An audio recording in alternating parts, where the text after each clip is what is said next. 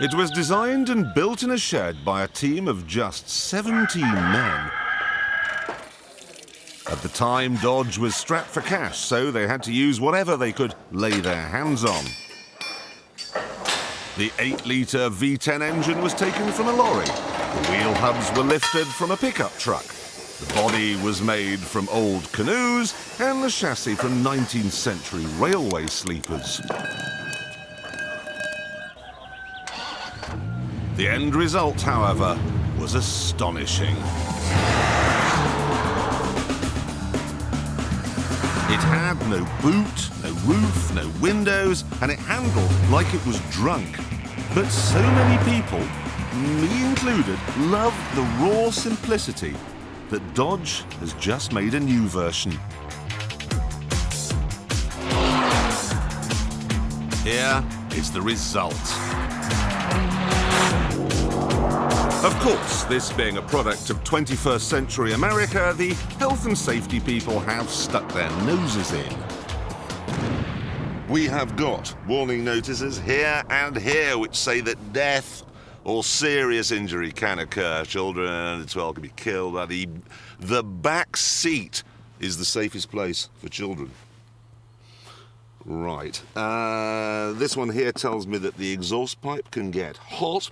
This is a good one. The vehicle may include mercury-added devices, including rear seat video display. They are fairly determined it's got back seats, but this, I think, is the problem with health and safety bods. They live in a parallel universe. This, though, is my favourite. The top support behind the seats, that's this, is not a roll bar. This is an open vehicle. Drive carefully. No.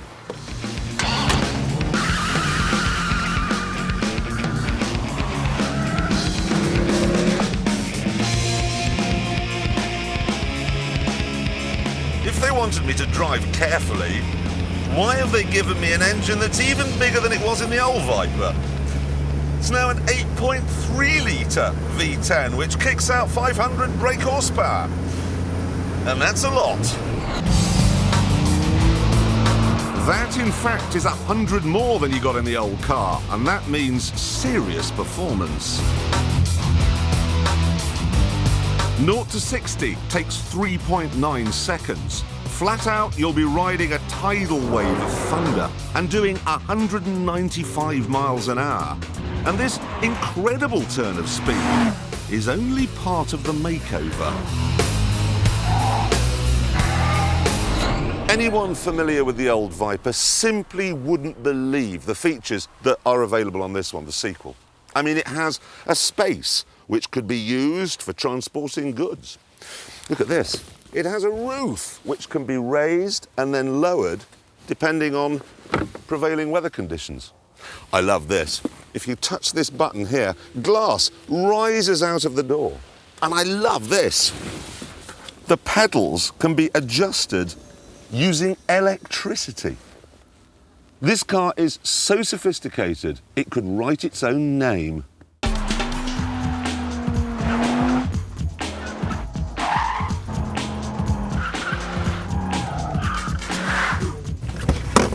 Yep, there.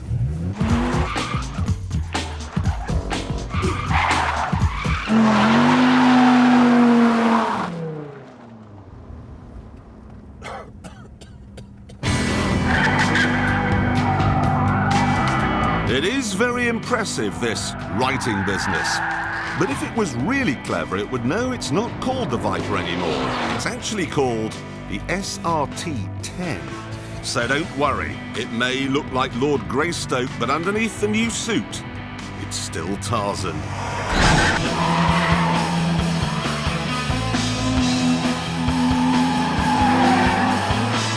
It's still an absolute animal. It does handle in the most extraordinary way. You get miles and miles of grip. And then, when you reach the limits of adhesion, it kills you.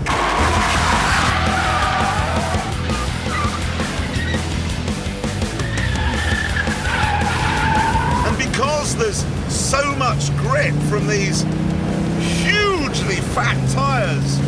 You're going really very, very fast indeed when it does let go. There isn't even any traction control, which would be all right if there was some finesse to the suspension. But there isn't. Yep. If you tried that on the public road, you'd be branded a complete maniac. Look at the smoke! This is a psycho car. It is a mother of violence. On the one hand, benign and gentle and concerned for your well-being, and on the other, an axe-murderer.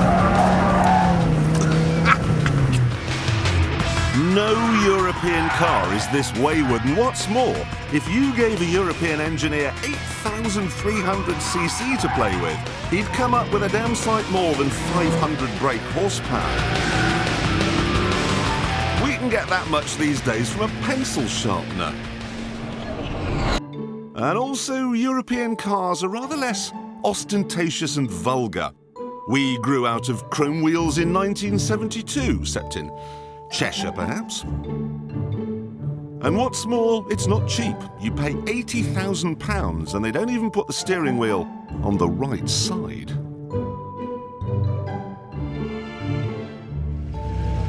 Also, I think you may tire after a while of the exhausts, which run along here, setting fire to everything.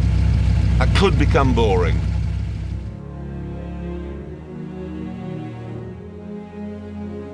So it's internal combustion with a hint of spontaneous combustion. It's wayward, it's backward, and I just don't care. It has the same brutal charm as the old one, really.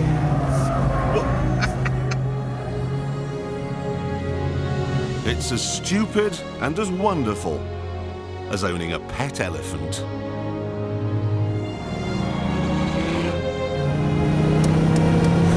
Good car. Mad, but good.